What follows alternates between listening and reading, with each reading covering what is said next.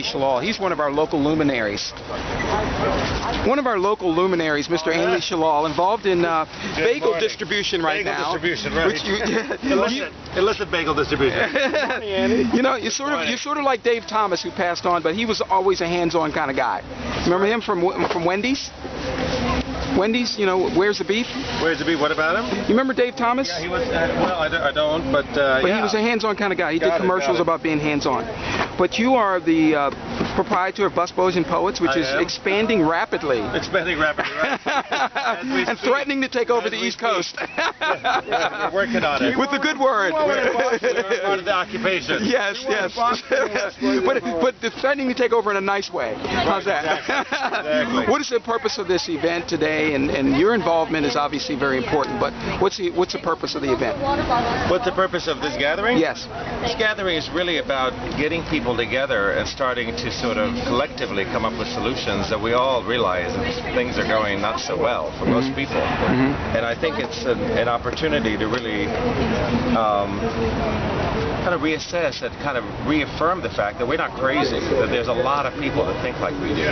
Sometimes you just need that sort of mass collective energy to come up with those types of ways to re-energize yourself and be able to move forward and make the change you want to see. So I think it's great. So it's almost like a laboratory, so to speak, of opportunity here. In a sense, I think it's a laboratory as a community, and it's a laboratory for each individual coming to this. You know, they start thinking more, they start talking more, they start discussing issues more, and eventually, you know, we'll come up with solutions. I think that we all can at least feel better about than the things that we've had right now, where the gap between poor and rich is getting wider and wider every day. And, you know, it's not affecting me so much, but it's affecting so many other people, I think. That, I have children that are looking for work. But suddenly I'm feeling like, damn, you know, this is their time. They should be able to find work, but they can't. Well, I need to ask you that. I want to ask you about that. Now, I've known you since your days of Mimi's, which is a very popular establishment on P Street, and you've grown enormously. Quite frankly, in all due respect, some people would say you're rich in a sense. I mean, you have a very successful business model that's capable of expanding into Baltimore if you wanted to. Absolutely. So how do you relate to both sides of the track, so to speak? I think the wealth that this country has needs to be distributed better. I think there's a problem with the fact that we spend an inordinate amount of time, an inordinate amount of money as a military. We don't really take care of the other issues. The military has such a stranglehold in our political process, and it's really hard to get any movement to move forward. If we were to cut back on the military spending and allow some of that money to go into social work, social services like education and public welfare and healthcare and all of those things, we have plenty of money to be able to go around and take care of everyone. But the fact of the matter is, the military-industrial complex has created this laundering scheme, basically taking money out of people's pockets, enriching themselves, using that money to lobby, and then get more money. So it's this big, huge wheel that's been turning and getting bigger and bigger and bigger. It's creating many, many more hardships for so many people, and a few people are getting very, very, very rich. But in general, it's fair to say, though, that the military industry in other countries, in what we would consider to be our adversarial countries, such as China, who we trade with, such as Iran, such as some other places that we could name, their militaries are also very aggressive. So what does the U.S. do to manage to stay solvent in an aggressive world? I think we need to do a much better job in how we deal with the rest of the world. We should not be so adversarial with the rest of the world. When you bomb people, when you hurt people, you're going to have more military in order to continue to do what you do. I think there's a much better approach. There's much better ways to do diplomacy. But when you have such a bloated military, the military starts to call the shots, literally. They start to be able to say, you know what, we have too many adversaries, we need to go kill people. And when we kill people, we create more adversaries. So it feeds back into the system.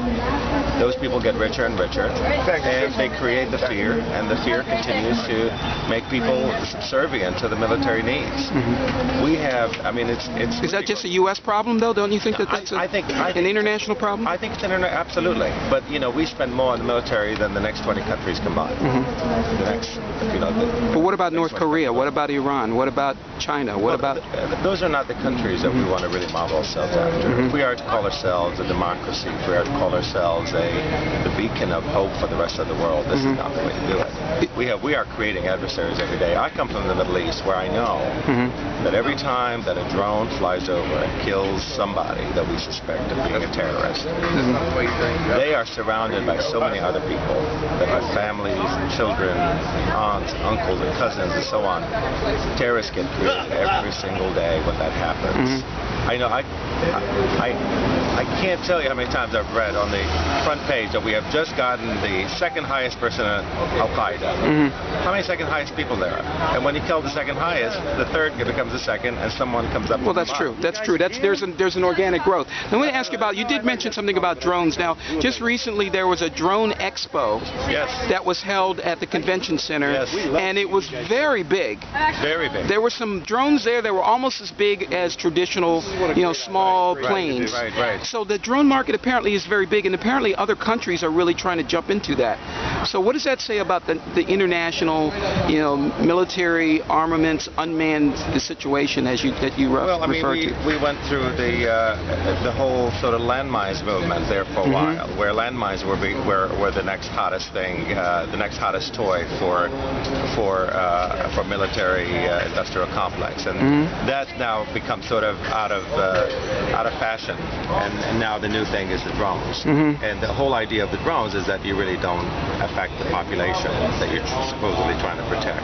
And so it becomes sort of this unnoticed, kind of behind the scenes kind of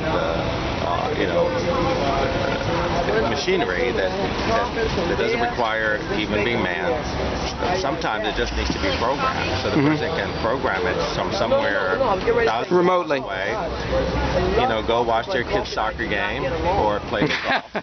And then come back to see what the deed has been done. And sometimes, of course, those things are not perfect. Sure. And they make mistakes, and they kill a lot of innocent people.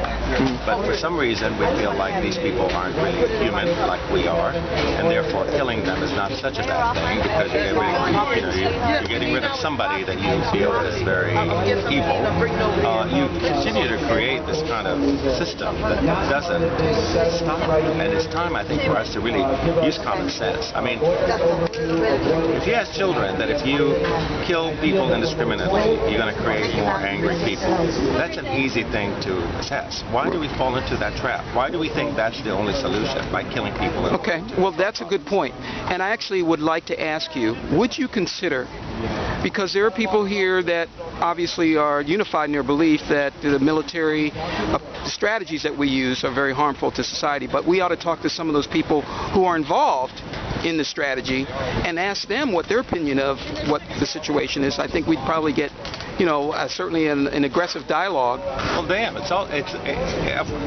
I agree 100%. If I'm stuck in that paradigm, I'm only going to see what I see. If I'm handed a box of nails, everything else is going to look like a hammer. If I'm handed a box of hammers, everything else around me is going to look like a nail. It's the way that we create the change we want to see. I mean, but I'm asking you, would you meet with a military? Would you meet with a military spokesperson about the strategy in Afghanistan or Iraq or any other place that the Americans are involved in? I've met with people that are in the military. I have neighbors that are in the military. We talk about these things. And do you guys have friendly, do you agree to disagree on certain points? I think so. At some point, you know what, the person says, somebody just sent me an email just the other day. Says, DOD's having its budget cuts, and two of my friends got laid off.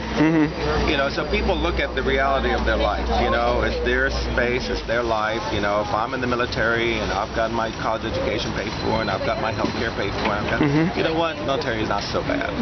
And that's the problem that we've created here, is the fact that the military has become a way out for many people that are poor. It continues to grow. I mean, that's the system. I just went on a State Department mission to Cairo to create open mics in Cairo, help that movement of free speech and openness. And we went to several places where young people were energized and excited and coming in the space and really talking, speaking about issues.